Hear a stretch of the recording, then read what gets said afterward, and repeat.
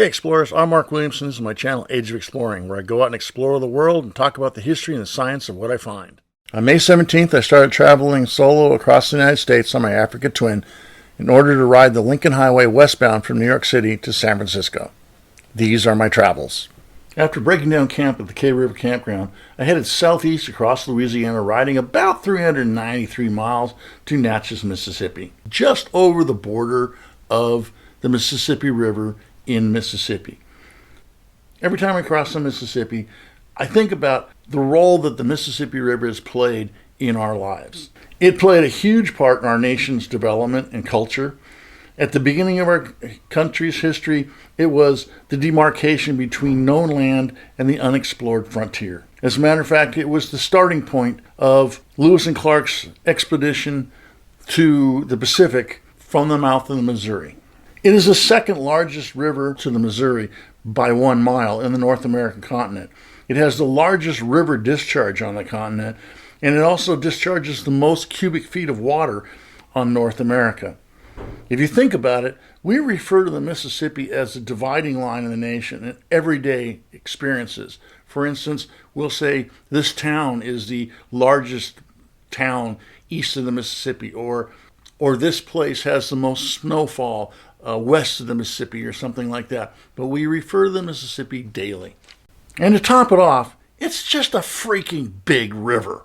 I spent the night next to the Mississippi in a hotel that was okay. I wouldn't recommend it, but it was okay. It did the job. The next morning I rode to Natchez National Historic Park, which is the best preserved estate in the South. Unfortunately, it was closed when I got there, so I couldn't tour it, but I did tour the grounds. Then I rode to the Natchez Trace Parkway.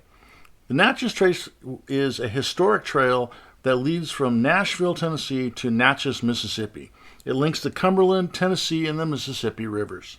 Originally, the Natchez Trace followed a geological ridgeline and was used by large animals who were moving through the area. Because of the large animals, the Native Americans would follow looking for game.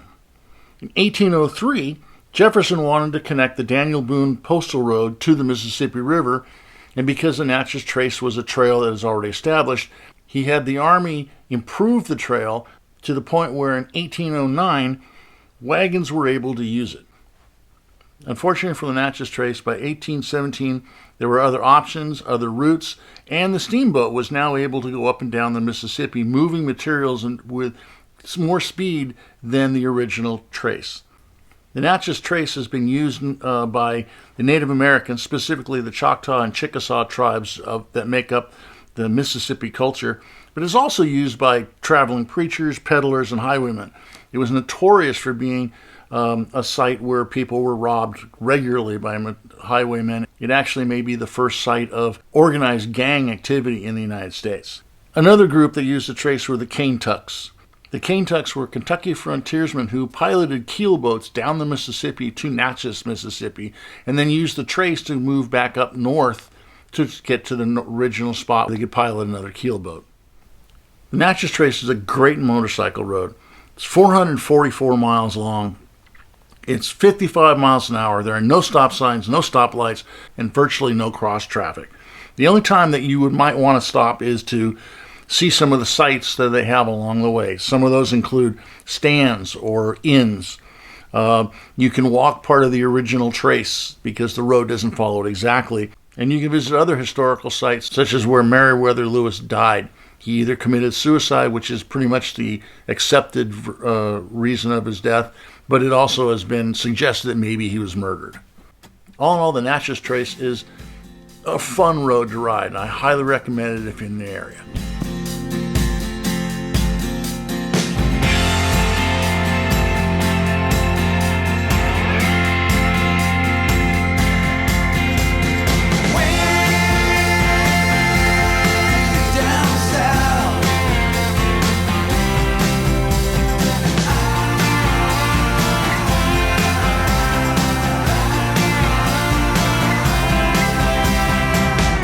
I've been running on empty.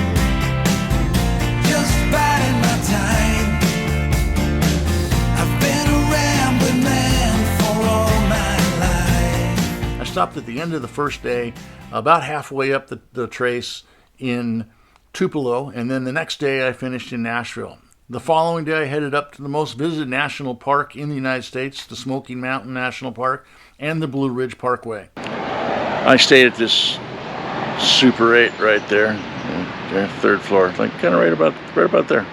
Anyways, I had to do a little work on the bike, get the chain tightened. I'm going to order a new chain that I can try to pick up at my sister's. I'm going to make that phone call in about 20 minutes and then get going.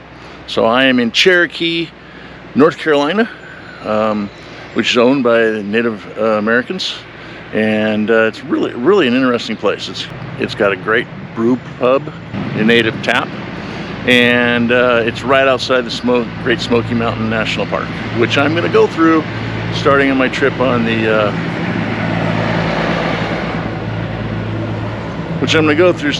Blue Ridge Parkway. Smoky Mountain National Park was dedicated in 1940. It covers 816 square miles and gets 14.1 million visitors a year. It's the #1 most visited national park in the United States. It has 4 visitor centers. I visited 2 of them on my trip. Both have great displays on the flora and fauna of the region, including specimens that have been preserved extremely well. They also have informative displays on the history and culture of the area, starting with the Native Americans and early trappers with their trading posts. They document the early farming. They discuss the moonshine industry. And finally, the building and opening of the park. If you have a chance to visit the Smoky Mountain National Park, I highly encourage you to do so. The Blue Ridge Parkway is extremely scenic and really fun to ride.